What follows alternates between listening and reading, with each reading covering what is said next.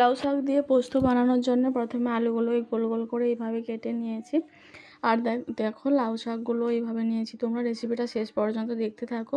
আর আমার চ্যানেলটা প্লিজ এখানে সাবস্ক্রাইব করে নাও, যাতে তোমরা নতুন নতুন ভিডিও আরও দেখতে পারো। তো দেখো তেল দিলাম কড়াইতে, এবার কালো জিরে দিলাম। এবার তোমরা যদি জিরে ফোড়ন দিতে পারো, কিন্তু কালো জিরেটা দিলে টেস্ট বাড়ে ভালো। আর একটা লঙ্কা দিয়েছিলাম, লঙ্কার গুঁড়ো ইউজ করতে পারো, বাট আমি কাঁচা লঙ্কা দিয়েছিলাম। এখানে দেখো প্রথমে আলুগুলো দিলাম, আলুগুলো দিয়ে এবার কয়েকটা ডাঁটাও তুলে দিলাম, দিয়ে লবণটা দিয়ে হালকা ভেজে নিয়েছি।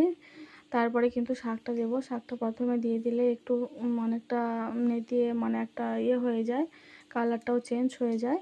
তো আলু আর ডাঁটা ভালো করে নেড়ে নেওয়ার পরেই কিন্তু আমি এবার এই জিনিসটাকে ঢাকা দেব। তো তার আগে শাকটা দিয়ে নিচ্ছি। এইটা দিয়ে বিশেষ করে একবার নেড়ে নিতে হবে।